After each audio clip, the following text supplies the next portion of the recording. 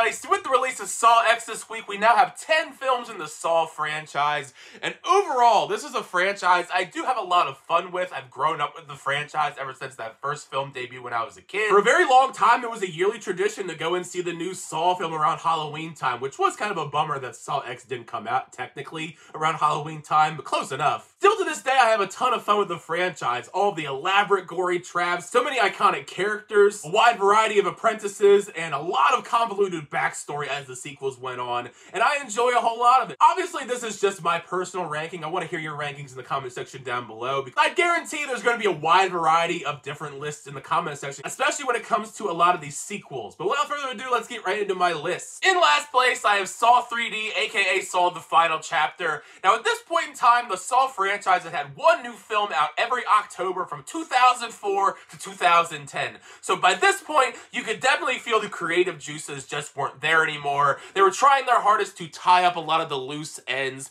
and for the most part, I don't think they succeeded. It does have some cool concepts, having this fake Jigsaw trap survivor thrown into an actual game, and a few of the traps are decent. Every time I've ever rewatched Saw 3D, I always get mad at the fact that we put Sean Patrick Flannery's wife in that brazen bull. Just so unfair. Like, she had nothing to do with this game. But by this time, the formula had just kind of ran its course. And as much as I like Carrie Elways, and I thought it was cool that Dr. Gordon returned to the franchise, it also just felt kind of random, and then it was so obvious that he was yet another Jigsaw apprentice. Looking back with hindsight, I think it was for the best this movie was the last Saw film for 7 years. In ninth place, I have Saw 4. Given the fact that we concluded the last Saw film with John Kramer's death, I wasn't entirely sure what to expect from Saw 4. And I do think it started out kind of rocky following Hoffman as the killer, but I do think it did gradually get better as these films went on. What truly holds back Saw 4 for me is the overall story. I think it's probably one of my least favorite amongst the franchise following Rig and the lesson he has to learn.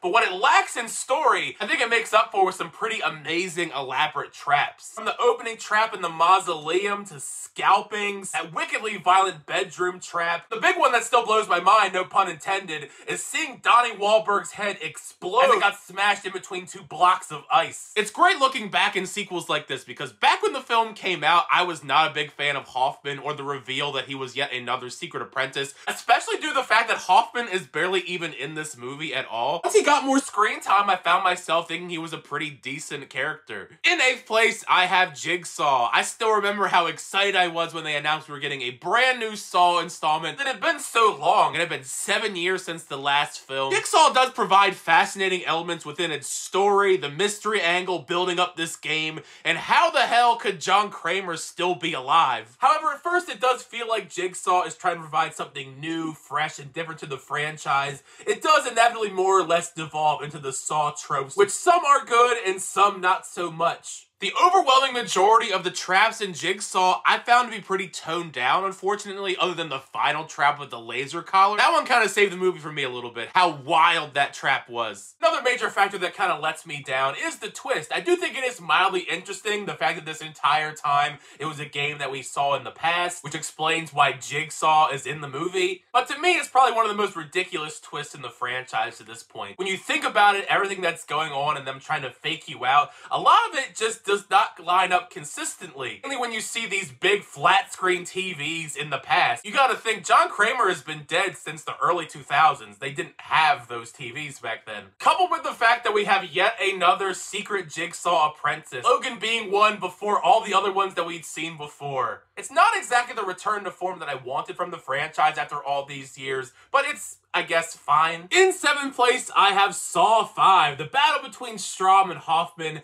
is just so fun, so compelling, and it's the best part about this movie, in my opinion. Every time I've rewatched Saw 5, that is the part that I enjoy way more than the actual game itself. And the fact that the plot is so separated between the traps themselves and the Hoffman versus Strahm back and forth. The traps in Saw 5, a few of them are pretty clever, but the movie at large is so frustrating because it is so painfully obvious is that these characters could have just worked together to stay alive. There's also the fact I was kind of bummed out that Strom ends up getting squished into a pancake at the very end of the movie. In 6th place, I have Saw 6. This one is kind of a divisive sequel amongst the fan base. For me, at least, I think it is one of the more decent sequels. Given the climate of when Saw 6 debuted, I think it presents a fascinating topical issue that's engaging, having this man who sells insurance choose whether or not people live or die while being put through his own tests. At this point in Saw 6, Hoffman is just completely unhinged, and it adds a lot of fun elements given that he's backed into a corner and basically has to brutally murder everybody in the movie. And as far as the traps are concerned, some of the traps in here I think are fairly solid. I like the shotgun carousel a whole lot, and then the final trap, where Roderick from Diary of a Wimpy Kid kills this man with acid. Other than the occasional flashback that makes the story more and more convoluted, I think it's a pretty solid installment. It's just a shame that other than Spiral, which came out around the pandemic, this is the lowest grossing film in the franchise and did kind of signify the end of an era for the franchise, because obviously they try to wrap everything up in Saw 3D. In 5th place, I have Spiral from the Book of Saw. Having an entry in the franchise being so unattached to the John Kramer storyline, I went into this nervous but also excited, and I would say that Spiral, for the most part, I think executed it in solid fashion. It certainly felt different enough, but there's still enough here to feel like a Saw film, especially since the traps are very well done, but I like the creativity of Chris Rock's character and his investigation. On top of that, you have Samuel L. Jackson in the film. Who would have thought all of these years ago when this franchise came about that Chris Rock and Samuel L. Jackson would be starring in a Saw film? My only major complaint is the killer reveal. I mean, it's clear as day that the killer reveal was going to be his partner early on. It's one of the most obvious twists. Besides that fact, I enjoy Spiral from the Book of Saw. I appreciated that it tried to bring something new and creative to the franchise. In 3rd place, I have Saw 3. I quite enjoy Saw 3. I think overall it's a pretty solid film. Obviously the franchise has gone on for a very long time after this installment, but really if you watch Saw 1, 2, and 3, I think it is a nice trilogy, not counting Saw X of course. One major thing that I love about Saw 3 is I love how this entry digs a bit deeper into a darker, more visceral tone, with one of the series' most intriguing lessons with Jeff having to forgive all of those who he blames for his son's death. And that is overlooking the fact that Jeff is just downright terrible at saving anyone in the movie. Saw 3 also just has some of my favorite traps of the entire franchise. From the nasty opening kill in the elementary school, and then poor Allison in the angel trap. That trap is beautiful and nasty at the exact same time. The most horrific trap to me personally out of all 10 films is in Saw 3, and that is the rack. It is so nasty, it is so gruesome watching all of his limbs twist all around. It is just pure nightmare fuel. One other major thing about Saw 3 that was kind of rectified in Saw X is Tobin Bell gets way more of a focus in this film, and he is just fantastic, playing up this outing before his character is killed off. Who would have thought that he would manage to die in this and still be in every single installment in some shape or form? In 3rd place, I have Saw X, the most recent Saw film. Honestly, I truly mean it. I think this is a great return to form for the Saw franchise, compared to Spiral from the Book of Saw and also Jigsaw. This in-betweenquel truly does feel like it evokes the same vibes as Saw 1 and Saw 2. Honestly, the story around John Kramer and this journey of him going to Mexico and trying to cure his cancer and then being scammed, it has an emotional through line to it that I think you would not expect in a Saw film. And a big part of that is due to Tobin Bell's fantastic performance. He's always been fantastic, but this might be one of my personal favorite performances of him in the entire franchise, as we get a new look at the character we haven't seen before. Then on top of that, you throw in Shawnee Smith, who continues to be excellent as Amanda. I just love that character, and I'm excited to see her back. She plays an integral role in the movie that I love. And the big thing is the traps. The traps in Saw X are phenomenal. They're gross, they're gory, they're bloody. Several contenders for best in the franchise. Even if necessarily I don't feel like we needed an in-betweenquel, it shockingly is pretty good, and I think if you're a big Saw fan, you're gonna have a lot of fun with it. At number 2, I have Saw 2. This is my number 1. It's tough because I love both films so much, but Saw 2, for me, I feel like this is the film that cemented the idea that this could be a franchise, but also John Kramer as a horror icon due to Tobin Bell's brilliant performance. Now that he's able to be a much more active participant going back and forth in this installment with Donnie Wahlberg's character. You can definitely tell after that first Saw film was a massive success, the creative juices were truly flowing overflowing for James Wan and Leigh Whannell, crafting one of the best overall games in the franchise with a plethora of clever, awesome traps that only ramp up in intensity as the plot also does. Then you have the amazing twist that I didn't see coming, that Amanda was a Jigsaw apprentice the entire time.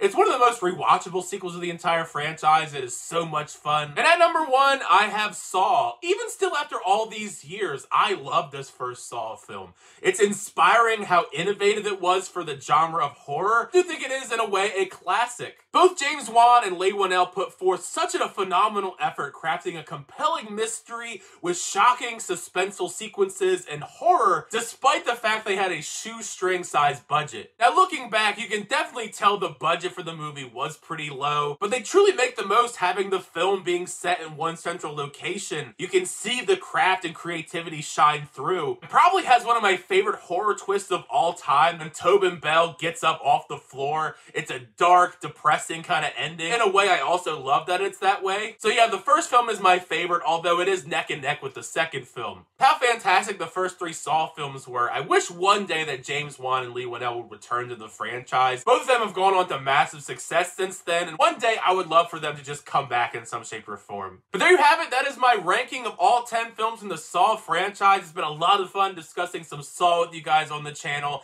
And as I said before, share your rankings down below in the comment section. How would you rank all 10 films in the Saw franchise? It's gonna be a lot of fun hearing all your different rankings in the comment section down below. And as per usual, thank you guys so much for checking out the rankings. I always do appreciate it. Make sure you like on the video and also subscribe to the channel to update reviews, reactions, unboxings, and more. Next time, I'll see you guys later.